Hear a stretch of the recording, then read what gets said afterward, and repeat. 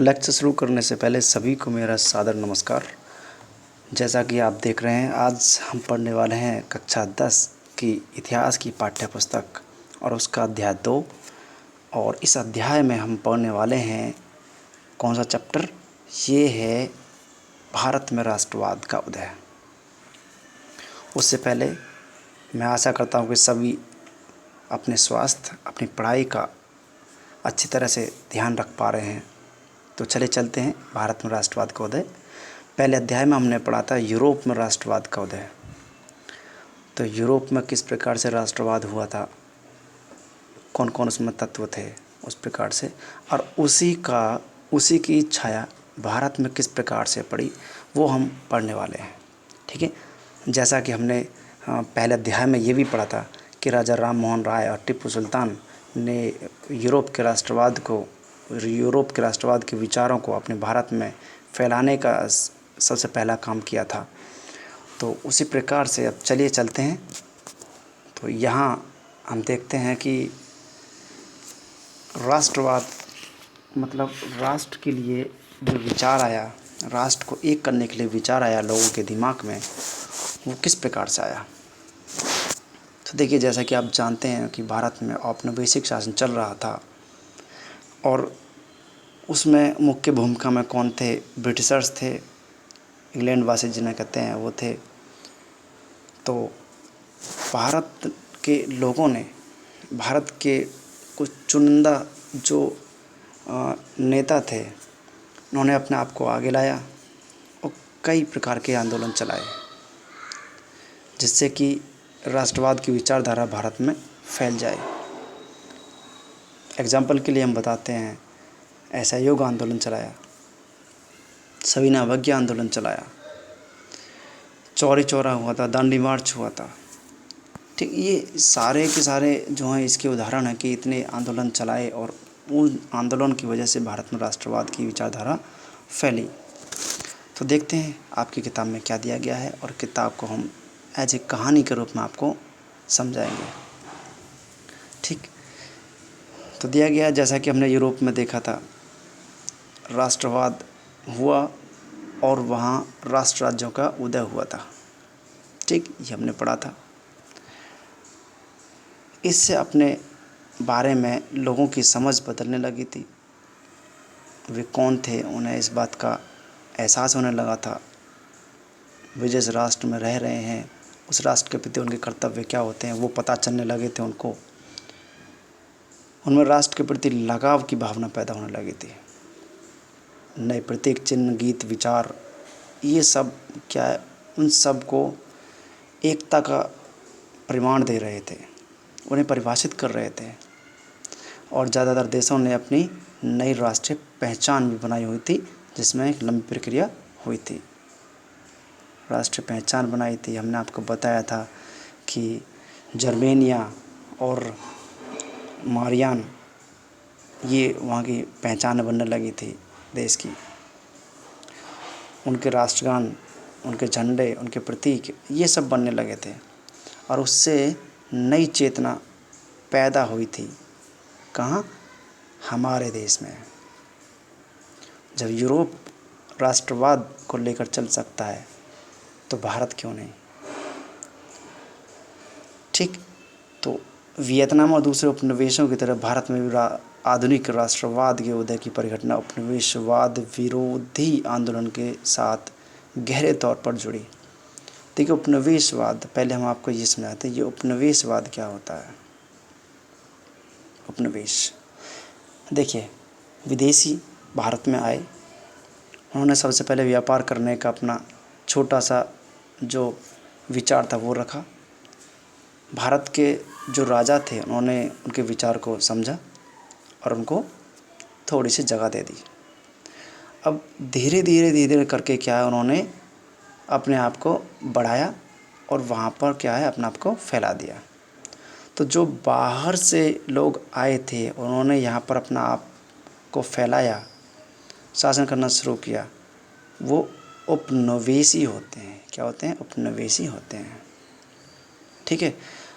अब जब विदेशी जो ब्रिटिशर्स थे जो यहाँ पर आए और रहने लगे और शासन करने लगे, तो उनके विरोध में क्या है, आंदोलन शुरू हुए। अब कब आंदोलन हुए, कुछ तो कंडीशंस बनी होंगी। क्यों भाई?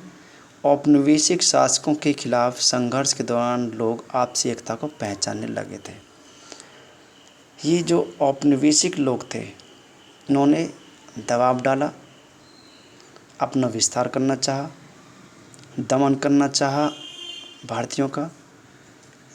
इसके खिलाफ लोगों ने संघर्ष किया और अपनी एकता को पहचानना शुरू किया।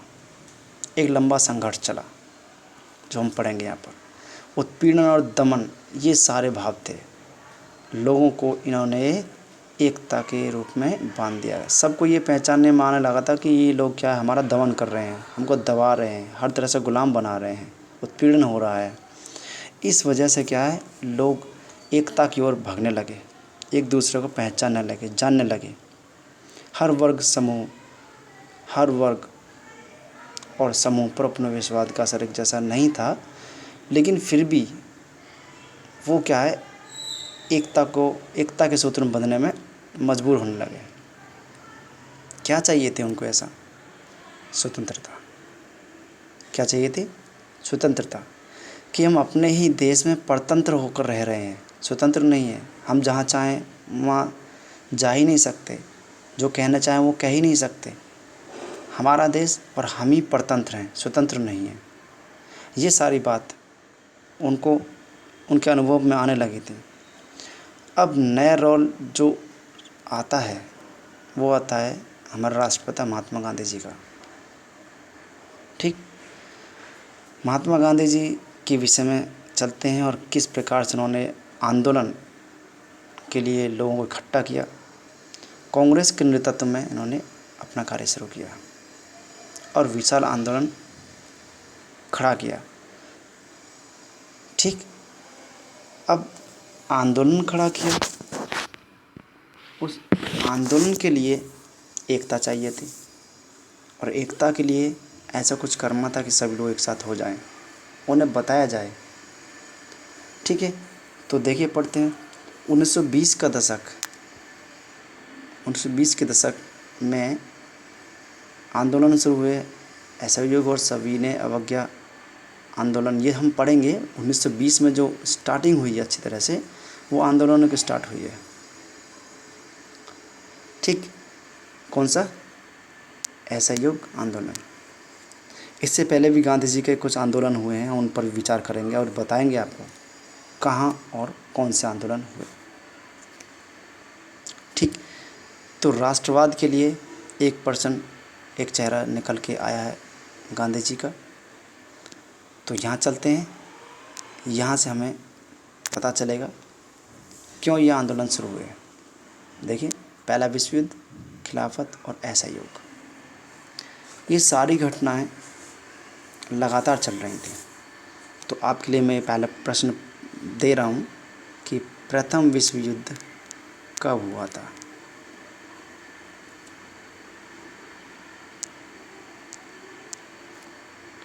कब? फर्स्ट। ठीक है, कब से कब तक? आप कमेंट्स में बता सकते हैं मुझे कब से कब तक हुआ था। ठीक है, चलिए चलते हैं। तो गांधी जी के विषय में हम बताते हैं। और गांधी जी 1915 में दक्षिण अफ्रीका से लौटकर भारत आए थे, वकालत करके भारत आए थे। ठीक, 1915 में। अब उन्होंने, देखिए, सबसे पहला जो आंदोलन जो उनका हुआ था, सबसे पहला आंदोलन जो उनका हुआ था वो दक्षिण अफ्रीका में ही हुआ था। इस पर विचार करेंगे अभी। ठीक, उससे पहले हम ये जान लेते हैं कि प्रथम विश्व युद्ध के विषय में क्या क्या हुआ था। भारत का जो रोल है, मुख्य रूप से भारत उसमें शामिल नहीं था, लेकिन फिर भी भारत को विश्व युद्ध से किस प्रकार हानि पहुंची वो जानते हैं पहले, फिर गांधी जी के जो उनका टॉपिक है उस पर आते हैं, सत्याग्रह का विचार। तो देखिए, प्रथम विश्व युद्ध से भारत को क्या क्या हुआ था, आर्थिक और राजनीतिक स्थिति पैदा हुई थी। देख किस प्रकार से। मुख्य बात ये थी कि जो ब्रिटिश लोग जो यहाँ पर शासन कर रहे थे, उन्होंने लोगों को सेना में जबरन भर्ती शुरू कर दिया, जबरन भर्ती करना शुरू कर दिया। ठीक, अब यहाँ तक समझ में आया ना। तो लोगों को जबरन सेना में भर्ती किया जा रहा था। युद्ध के नाम पर क्या है, रक्षा व्यय में भारी इजाफा हुआ। और क्या, और इसको भरपाई करने के लिए कर्ज लिए जाने लगे, सीमा शुल्क भी बढ़ाया गया, आयकर शुरू किया गया, और क्या है, कीमतें बढ़ने लगी। और 1913 से लेकर 18 के बीच में कीमतें कितनी हो गई, दुगनी हो गई।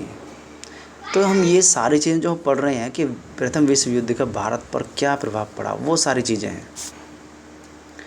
और मेन कारण क्या, किसकी वजह से भारत पर प्रभाव पड़ा, वो थे ब्रिटिश लोग। कौन, ब्रिटिश लोग। उनकी वजह से ये सारी कहानी भारत को झेलनी पड़ रही थी। लोगों की मुश्किलें बढ़ने लगी।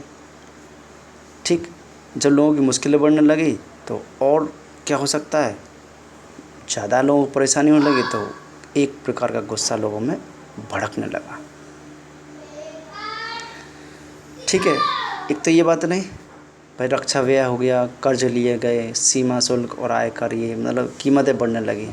इसके अलावा भी उसी दौरान और भी घटना हुई थी। क्या है, फसल खराब हुई थी, कुछ खाद्य पदार्थों में कमी होने लगी थी। इसके साथ साथ ही फ्लू की बीमारी भी फैल गई थी। फ्लू की महामारी जो फैली, तो अब कुल मिलाकर के हुआ क्या, 120 से लेकर 130 लाख लोग, जो 1921 में जनगणना हुई थी उसमें इतने लोग का डाटा आया कि इतने लोग मारे गए। तो एक स्थिति ऐसी पैदा हो गई थी कि अब लोगों को समझना पड़ेगा, लोगों को एकता में बंधना पड़ेगा और ब्रिटिश लोगों के खिलाफ़ क्या है, खड़ा होना पड़ेगा। क्यों, क्योंकि हम युद्ध लड़ नहीं रहे थे, हमको लड़वाया जा रहा था, उसका असर हम पर पड़ रहा था। तो इस प्रकार से क्या है, एक स्थिति जब बनने लगी, ठीक, तो अब चलते हैं क्या रोल रहा था गांधी जी का। महात्मा गांधी 9 जनवरी 1915 को भारत लौटे। और आपको एक बात और बता देते हैं कि 9 जनवरी को प्रवासी दिवस भी मनाया जाता है। ठीक, याद रखिएगा, प्रवासी दिवस किस लिए, क्योंकि 9 जनवरी 1915 को महात्मा गांधी जी दक्षिण अफ्रीका से भारत लौटे थे और उनका स्वागत हुआ था। समझ में है। चलिए आगे चलते हैं। अब उन्होंने नए तरह का आंदोलन चलाने की कोशिश की। क्यों, क्योंकि दक्षिण अफ्रीका में मज़दूरों के खिलाफ़ वहाँ उन्होंने आंदोलन पहले चलाया था। वहाँ नस्ल विरोधी सरकार थी, उसके चलते क्या है, एक आंदोलन उन्होंने चलाया था और इसका नाम उन्होंने दिया था सत्याग्रह। मतलब सत्य का आग्रह, सत्य के विचार पर चलना, अहिंसा न करना और सत्य की लास्ट में क्या, अंत में विजय अवश्य होती है, इस रास्ते पर चलना। ये लोगों को समझाया। शारीरिक बल की कोई आवश्यकता नहीं है, हिंसा होनी ही नहीं है इसमें, और प्रतिशोध की भावना, आक्रामकता का सहारा लिए बिना अहिंसा के सहारे ही संघर्ष को क्या है, सफल करना है। ठीक है, ये सारे ठीक। तो अब गांधी जी का रोल आने लगा। गांधी जी ने लोगों को समझा, ब्रिटिशों के खिलाफ़ खड़ा होने के लिए सत्याग्रह शुरू किया। ठीक, जो गांधी सत्याग्रह के नाम से जाना गया। उसके बाद में क्या रहा, भारत आने के बाद गांधी ने कई स्थानों पर सत्याग्रह चलाए। तो क्वेश्चन यहाँ से बन जाता है कि गांधी जी ने सबसे पहला जो सत्याग्रह चलाया वो कहाँ चलाया था? सबसे पहला तो दक्षिण अफ्रीका में चलाया था।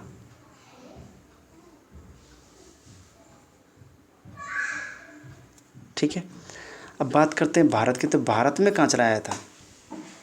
ठीक है, दक्षिण अफ्रीका में जो चलाया था 6 नवंबर 1913 को चलाया था। लेकिन भारत में कहाँ चलाया था? भारत में जो चलाया था वो बिहार के चंपारण में चलाया था। कहाँ? बिहार के चंपारण में 1916 में चलाया था। 15 में वापस हुए थे, 1916 में ये बिहार के चंपारण में ये चलाया। और ये किस लिए था?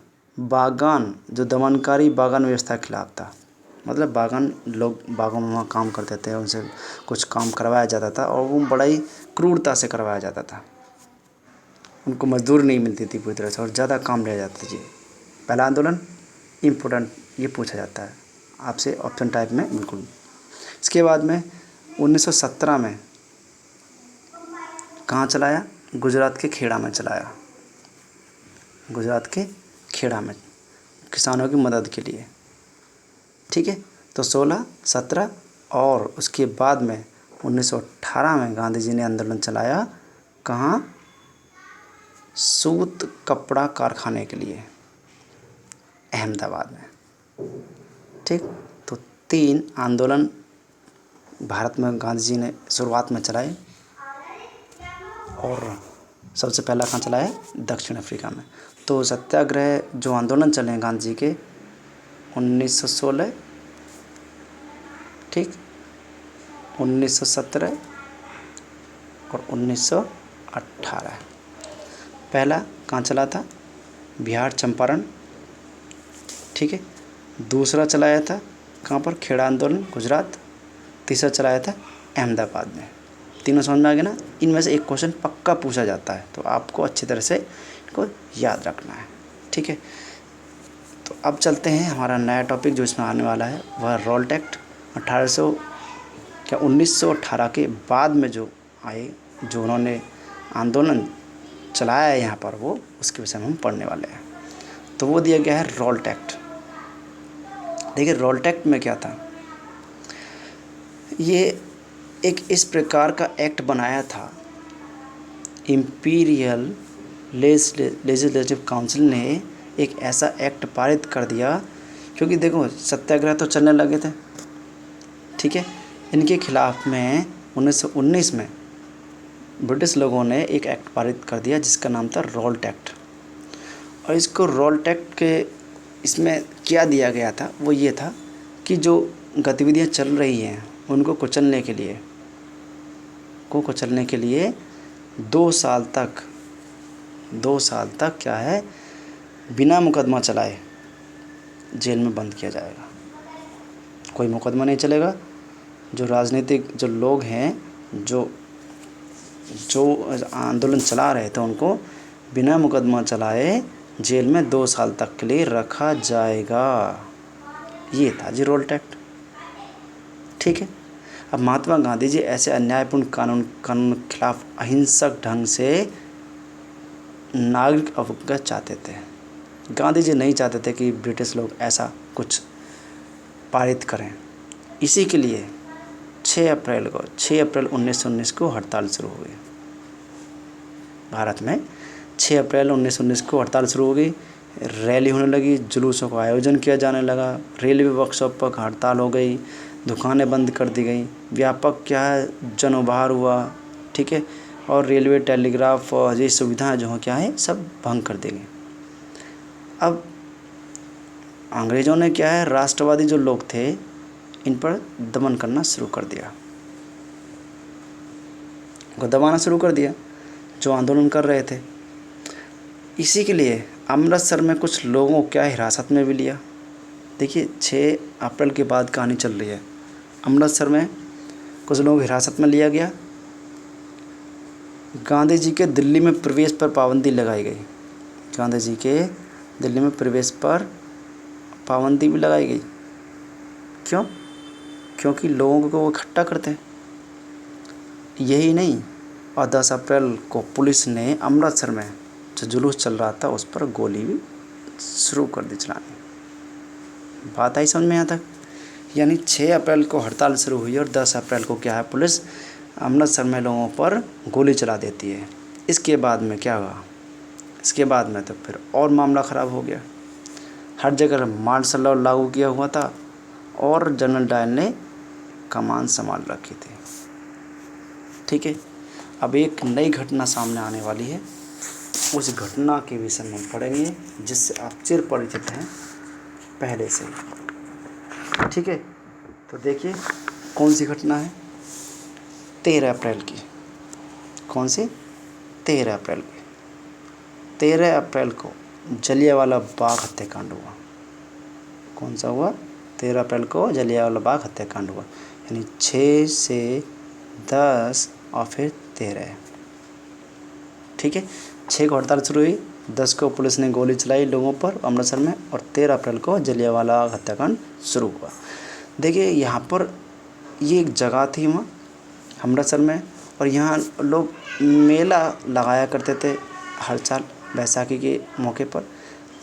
ठीक है, इस मैदान में चारों ओर से बंद था, जगह एक ओर से निकलनी थी।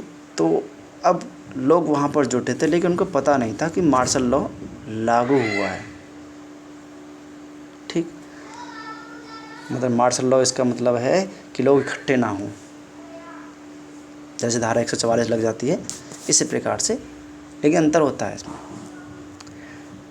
अब क्या था, जनरल डायर हथियारबंद सैनिकों साथ में वहाँ पहुँच गए और अंधाधुंध क्या उन्होंने गोलियाँ चलानी शुरू कर दी। बहुत ही बुरा हाल हुआ, लोग बाहर निकल नहीं पाए। वहाँ अभी एक कुआं है, आप कभी घूमने जाएंगे तो वहाँ देखना जा कर के, कुआं है और लोग उस कुएं में ही गिरने लगे अपने आप को बचाने के लिए। ये नज़ारा उस वक्त हुआ था। और दोषी कौन था इसका? कौन? General Dyer. ठीक, तो ये घटना हुई 13 अप्रैल 1919 को। ये क्वेश्चन पूछा जाता है जलियांवाला बाग की घटना कब हुई? तो 13 अप्रैल कब? 1919, याद रखिएगा इसको।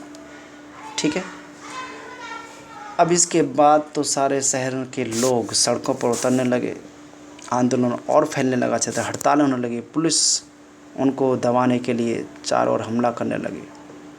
यानी एक बहुत ही बुरा माहौल शुरू हो गया। सरकार लोगों को अपमानित और आतंकित करना चाहती थी। सत्याग्रह को ज़मीन पर नाक रगड़ने के लिए, घिसट कर चलने के लिए और साहिबों को सलाम मारने के लिए मजबूर किया जा रहा था। उधर एक गांव था गुजरांवाला पंजाब में, वहाँ पर बम भी बरसा दिए गए। अब देखिए, इनके चलते गांधी जी ने अपने आंदोलन क्या है वापस ले लिया। क्यों? क्योंकि इन आंदोलन की वजह से ही ये इतना जो माहौल शुरू हुआ था। गांधी जी ने सोचा अगर आंदोलन वापस ले लेते हैं तो ये माहौल थोड़ा सा ठीक हो जाएगा। भले ही रोल्ट एक्ट एक बड़ा आंदोलन था, रोल्ट एक्ट से जो सत्याग्रह बना था वो बड़ा आंदोलन था। शुरुआत हो चुकी थी पूरे भारत में इस बात की कि हाँ, इस सत्याग्रह के द्वारा हमें चलना है, लोगों पर इतना अत्याचार किया गया तो इसका बदला ज़रूर लेना है। ठीक, लेकिन वह मुख्य रूप से शहरों कस्बों तक ही सीमित था, गाँव तक पूरी तरह से वो नहीं पहुंच पाया था। अब गांधी जी चाहते थे पूरे भारत में ये आंदोलन खड़ा हो जाए, लेकिन उसके बाद में बात आती कि हिंदू और मुस्लिम ये लोग नज़दीक नहीं थे। इन लोगों को नज़दीक लाया जाए किसी न किसी प्रकार से। तो इनको नज़दीक लाने के लिए एक खिलाफत आंदोलन चलाया गया। अब उस खिलाफत आंदोलन को कहाँ से लाया गया वो हम जानना चाहेंगे। यहाँ से वो दिखाते हैं आपको किस प्रकार से। तो विश्व युद्ध चल रहा था और उस विश्व युद्ध में तुर्की जो धुरी राष्ट्र था उसकी हार हो चुकी थी, और तुर्की में मुस्लिम लोग होते हैं और वहाँ का जो आध्यात्मिक नेता खलीफा ऑटोमन सम्राट, ठीक है, उस पर क्या एक संधि ज़बरदस्त थोपी गई थी क्योंकि तुर्की हार गया था। अब क्या होना था, खलीफा की तात्कालिक शक्तियाँ की रक्षा के लिए 1919 में बम्बई में खिलाफत समिति का गठन किया गया। देखो हमारे देश के जो मुस्लिम भाई लोग थे उन्होंने वहाँ खिलाफत जो खलीफा है उनकी शक्तियों को बचाने के लिए यहाँ पर एक खिलाफत समिति गठित की मुंबई में 1919 में ही। अच्छा, ये घटना वहाँ से लिंक क्यों कर रही है? इसलिए लिंक कर रही है क्योंकि ब्रिटिश लोग भारत में शासन कर रहे थे और वहाँ ब्रिटिशों ने ही यहाँ इनको हराया था, क्योंकि जो ब्रिटेन था वो मित्र राष्ट्र में था। अब मैं आपको थोड़ा सा बता देता हूँ कि मित्र राष्ट्र और जो आपके ध्रुवीय राष्ट्र कौन कौन से थे। तो मित्र राष्ट्र थे फ्रांस, रूस और ब्रिटेन, ठीक है, फ्रांस, रूस और ब्रिटेन, ये मित्र राष्ट्र है। ध्रुवीय राष्ट्र है जर्मनी, ऑस्ट्रिया, हंगरी, तुर्की और भी इनके साथ में थे, ठीक है। तो किस किस में युद्ध चल रहा था? मित्र राष्ट्र और ध्रुवीय राष्ट्र में। तो ध्रुवीय राष्ट्र में तुर्की, और इनको हराया था जो मित्र राष्ट्र थे फ्रांस, रूस और ब्रिटेन, मतलब ब्रिटेन ने इनको हराया था, कुल मिलाकर किया गया। तो ब्रिटेन यहाँ पर भी शासन कर रहा था, इसलिए उनके खिलाफ में क्या है, खिलाफत समिति गठन किया गया। आई थिंक यहाँ तक समझ में आया होगा आपको ये। अब इसमें कौन कौन मुख्य थे, भूमिका निभा रहे थे, तो कौन कौन? मोहम्मद अली और शौकत अली। तो ये क्वेश्चन पूछा जाता है खिलाफत आंदोलन में कौन अली बंधु थे? शौकत अली और मुस्लिम अली, ठीक है। ये दोनों ने महत्वपूर्ण भूमिका निभाई और सितंबर 1920 में कलकत्ता अधिवेशन में गांधी जी ने दूसरे राजाओं को भी शामिल कर लिया। गांधी जी क्या चाहते थे? गांधी जी ये चाहते थे कि मुस्लिम और हिंदू दोनों की एकता बने, और एकता का यहाँ पर एक मुख्य जो विचार आ गया था कलकत्ता अधिवेशन में, ठीक है। दूसरे नेताओं को भी साथ में लाए और खिलाफत आंदोलन के लिए समर्थन शुरू हो गया, उनके खिलाफत आंदोलन के लिए और हमारे देश के स्वराज आंदोलन यानी असहयोग आंदोलन के लिए। तो कुल मिलाकर के यहाँ तक मसाला तैयार हो चुका था कि असहयोग आंदोलन और खिलाफत आंदोलन अब दोनों चल रहे हैं और ये भारत में लोगों के एकता का प्रतीक बन रहा था। मुस्लिम और हिंदू मुस्लिम लोग एक साथ नज़दीक आए थे। अच्छा, बात अब ये आती है कि असहयोग ही क्यों? भारत में गांधी जी के द्वारा असहयोग आंदोलन ही उस पर ही क्यों? तो देखिए, इसका मुख्य कारण ये था कि ब्रिटिश भारत में आए और भारतीयों ने उनको सहयोग दिया। उस सहयोग का उन्होंने नाजायज़ फ़ायदा उठाया। फ़ायदा उठाने के बाद में उन्होंने अपने आप को यहाँ स्थापित कर लिया, ठीक है। तो सारी बात किसकी आई? सहयोग की। अगर ये सहयोग ही ना दें, अगर ये सहयोग वापस ही ले लें तो ब्रिटिश शासन तो ढह जाएगा। ये थी दिमाग में गांधी जी के, यही चाहते थे। तो सबसे पहले क्या, लोगों को सरकार द्वारा दी गई पदवियाँ लौटा देनी चाहिए, ये उनकी बात आई। भाई किस प्रकार असहयोग करना है कि जो पदवी उन्होंने दी है ना उनको लौटा दी जाए। जैसे रविंद्रनाथ टैगोर जी, उन्होंने सर की उपाधि लौटाई थी, उनको सर की उपाधि दी गई थी, सर रविंद्रनाथ टैगोर ऐसे करके, तो उन्होंने इस पदवी को लौटा दिया था। और क्या है, नौकरियां, क्या सरकारी नौकरियां, सेना, पुलिस आदि, इनमें भी क्या है, बहिष्कार करना है, वस्तुओं का बहिष्कार करना है, ठीक है। और क्या है, अगर सरकार तब भी दमन का रास्ता अपना रही है तो क्या करना है, सविनय अवज्ञा आंदोलन शुरू करना है। तो 1920 में गांधी जी और शौकत अली जो दोनों ये लोग आंदोलन के लिए समर्थन जुटाने लगे। समर्थन किसका चाहिए था? समर्थन चाहिए था जो गांव के लोग जो रह गए थे, क्योंकि कस्बों और शहरों तक तो आंदोलन शुरू हो ही गया था। अब इन सब का समर्थन चाहिए था, ठीक। तो अब नवंबर 1920 में चुनाव भी होने वाले थे विधायी परिषद के। कब? नवंबर 1920 में। लोग जो तो चुनावों का बहिष्कार करने से हिचकिचा रहे थे। उन्हें बहता कि इस आंदोलन में लोग हिंसा कर सकते हैं। सितंबर से दिसंबर तक कांग्रेस में भारी खींचातान चलती रही और कुछ समय के लिए ऐसा लगता रहा कि आंदोलन के समर्थक और विरोधियों के बीच सहमति नहीं बन पाएगी। लेकिन मेहनत रंग लाई। 1920 में कांग्रेस के नागपुर अधिवेशन में, ये याद रखिएगा, नागपुर अधिवेशन में समझौता हो गया और असहयोग आंदोलन की स्वीकृति मिल गई। किससे? ब्रिटिशों से नहीं, जो नेता आपस में ही ये चल रहे थे, सभी एकता में आए और असहयोग आंदोलन क्या है शुरू कर दिया। किस प्रकार ये आगे बढ़ा वो हम पढ़ेंगे नेक्स्ट वीडियो में। आई थिंक यहाँ तक आपको समझ में आया होगा। धन्यवाद।